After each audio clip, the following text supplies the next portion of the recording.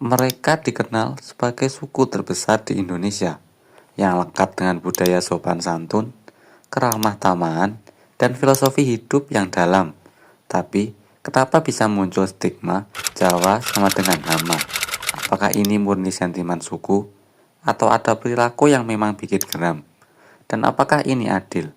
Mari kita bahas secara lengkap, tanpa provokasi, tanpa menyudutkan, tapi tetap jujur dan terbuka.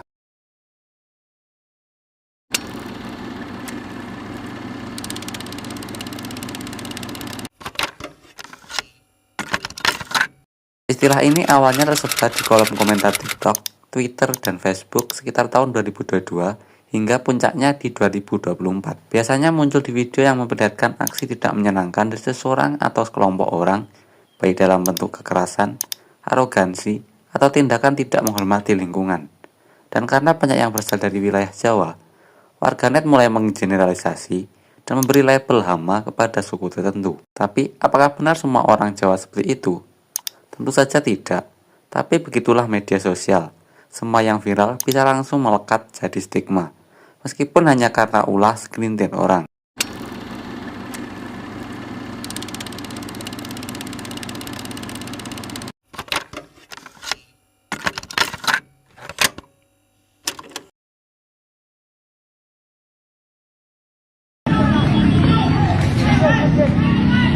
Masjid. Masjid.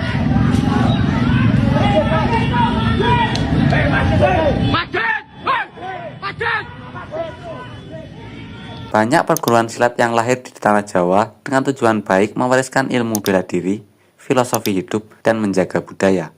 Tapi dalam beberapa tahun terakhir, banyak video viral menunjukkan konvoi besar-besaran, bentrok antar perguruan, hingga perusakan fasilitas umum.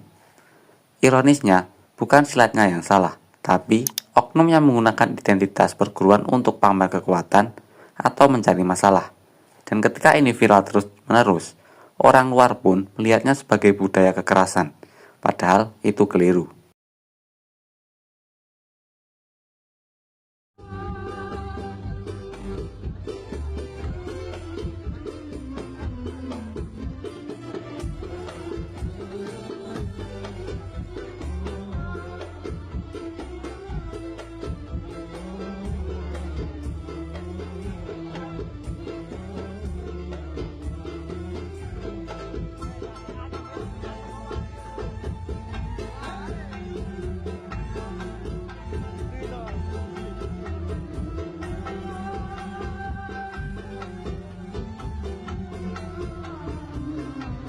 Gus dalam budaya Jawa biasanya adalah sebutan untuk anak kiai, seorang yang dihormati karena berasal dari keluarga ulama atau punya pendidikan agama tinggi. Tapi belakangan, banyak pemuda yang bukan siapa-siapa menyebut dirinya Gus, lalu tampil di live TikTok dengan gaya nyeleneh, pamer barang mewah, ngomong kasar, bikin konten provokatif. Tujuannya demi engagement dan uang saweran. Tapi efek sampingnya, publik jadi ilfil, simbol kehormatan malah dirusak jadi bahan bercandaan.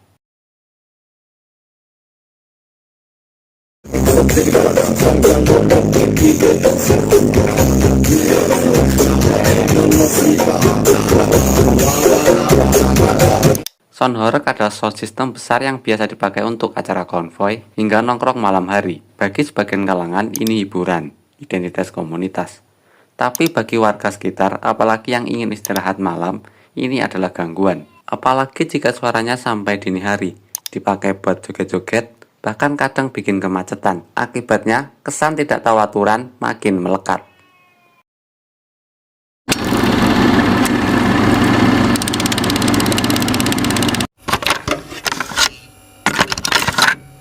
Mengapa stigma ini bisa berbahaya?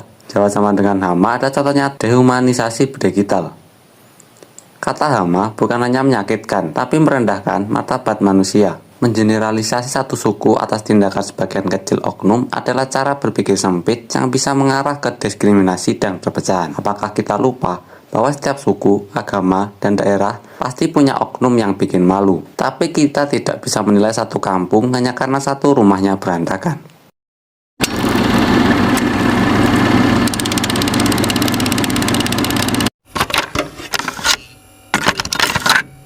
Bagaimana sebaiknya kita menyikapinya? Untuk warga Jawa atau komunitas yang merasa tersudutkan, kita tidak bisa mengontrol semua komentar, tapi kita bisa mengontrol perilaku kita. Budaya Jawa punya banyak nilai luhur, unggah-ungguh. Jangan sampai hilang hanya demi viral. Untuk para netizen, kritik boleh, tapi jangan menghina identitas. Hama itu label kejam. Gunakan kata yang lebih cerdas kalau memang ingin menyampaikan ketidaknyamanan. Dan untuk semuanya, kita harus lebih dewasa dalam bersosial media, bijak memilah konten dan tahu kapan harus berhenti menyebar kebencian. Jadi, apakah benar Jawa sama dengan hama?